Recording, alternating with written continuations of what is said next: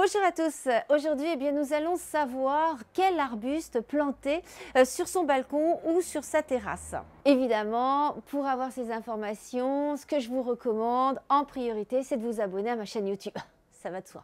Bon, alors est-ce qu'on peut planter n'importe quel arbuste sur son balcon ?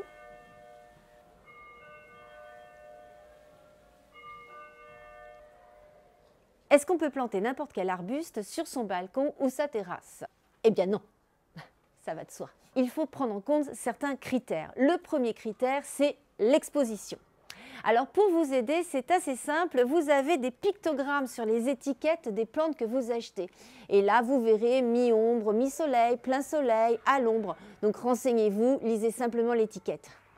C'est assez simple en fait.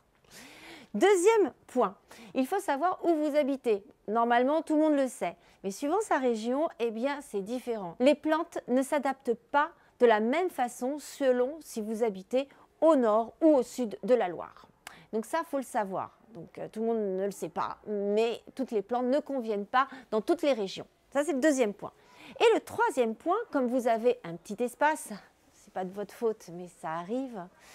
Eh bien, dans ces cas-là, effectivement, il faut penser à la structure. La structure, ça veut dire quoi? Eh bien, déjà que vous allez réfléchir à l'espace. Est-ce que vous voulez que cet arbre crée du volume? Vous voulez qu'il parte en hauteur et vous cache des voisins, par exemple, ou vous protège du vent? C'est un autre exemple. Ou au contraire, est-ce que vous voulez que ça soit volumineux et que ça envahisse votre terrasse ou votre balcon pour que ça devienne une jungle? Chacun ses goûts.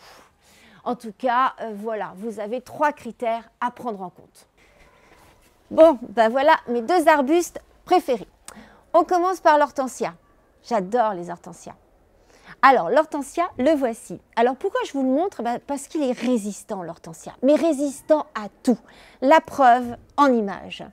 Cet hortensia, quand je suis rentrée de vacances avec la sécheresse, il était complètement mort. Mais quand je vous dis mort, c'est mort. Il était complètement asséché. Les branches, d'ailleurs, on voit la différence. Ça, c'était tout sec, il n'y avait aucune feuille, etc. Ce que j'ai fait, pouf, je l'ai ratiboisé. Alors, quand je dis ratiboisé, c'est ratiboisé. Hein. C'est pas genre je coupe un petit peu, quoi. C'est vraiment je coupe énormément. Hein. Je l'ai coupé et regardez, ça repousse. C'est génial pour ça, les hortensias, c'est vraiment increvable. C'est pourquoi je vous le recommande pour vos balcons, vos terrasses ou vos petits coins de verdure.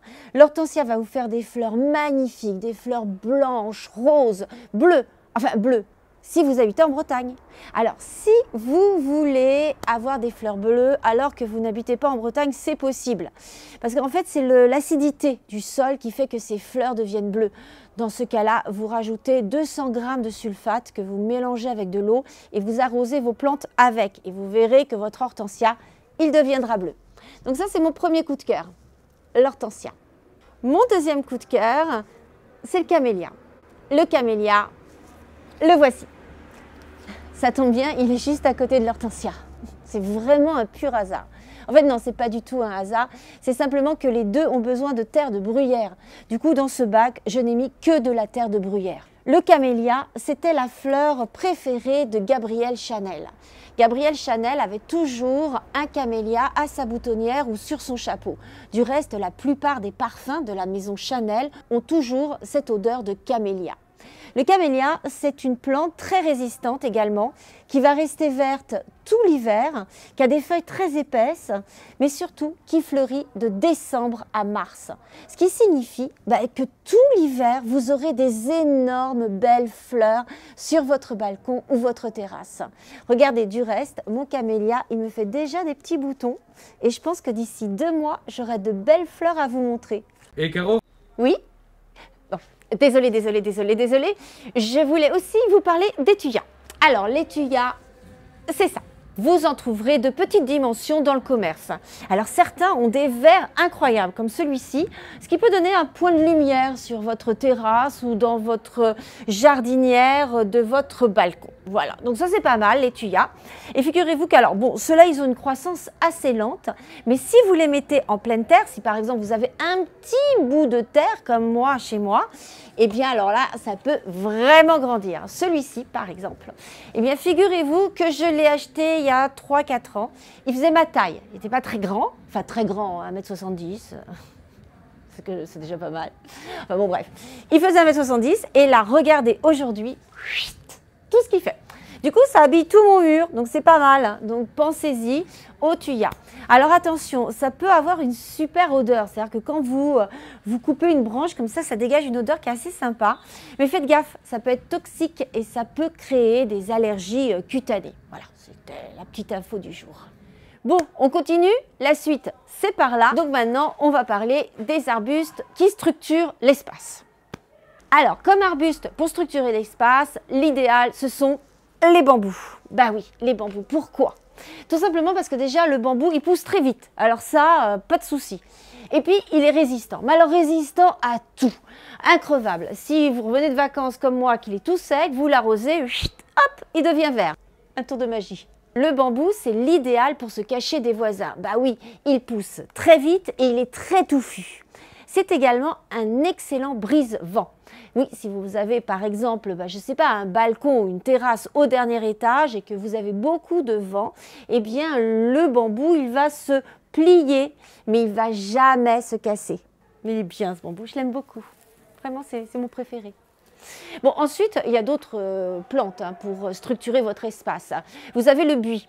Le buis, il est excellent. Pourquoi? Parce qu'on peut le tailler. On peut en faire des boules. Il y a même des buis qu'on peut transformer en Mickey. Bah oui, vous avez des moules et vous coupez votre buis et il peut prendre la forme de Mickey. C'est particulier comme déco, hein. Mais bon, chacun ses goûts, je ne critique pas, Donc vous avez le buis, mais attention, il y a la pyrale du buis, qui est une maladie qui sévit en ce moment sur l'ensemble de notre pays, donc faites très attention. Ensuite, vous avez mon autre coup de cœur, c'est l'érable du Japon. Et le voici, il est là. L'érable du Japon, alors lui, ce que j'aime, c'est sa couleur. Donc là, vous voyez, il est vert, mais dès que l'automne va arriver, il va prendre des couleurs incroyables. Il va devenir rouge, voire un peu rosé. Ces branches, du reste, quand vous observez, elles sont presque un peu roses ici. Il prend des couleurs automnales merveilleuses. Donc vraiment, l'érable du Japon, c'est un très bel arbre. Il a une croissance très lente, il résiste très bien au froid et il est assez graphique. C'est vrai que ses feuilles, elles sont très jolies. On dirait un peu des feuilles de cannabis, mais ce n'en est pas. Donc faites attention. Donc voilà, l'érable du Japon, c'est vraiment un arbre que je vous conseille pour structurer, en tout cas pour décorer votre extérieur. Très joli. Vous connaissez Spider-Man, le marinier? Eh bien, figurez-vous qu'il y a des plantes, elles font comme lui, elles grimpent sur les murs. Vous voulez savoir lesquelles? Bon, donc les plantes grimpantes, il y a quoi? Il y a principalement le jasmin. Le jasmin, l'avantage pareil, ça reste vert tout l'hiver, donc ça c'est pas mal. Et surtout au printemps, ça va vous faire des petites fleurs très odorantes et ça va embaumer votre terrasse ou votre balcon.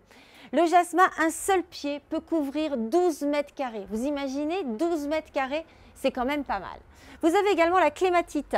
Donc là, elle rentre un peu en dormance, mais la clématite, c'est pareil. C'est une plante grimpante magnifique qui vous fait des fleurs sublimes. Donc pensez-y à la clématite, aussi une fleur très résistante. Sinon, pour les faire grimper, ces plantes, il faut un treillis. Et un treillis, en voilà.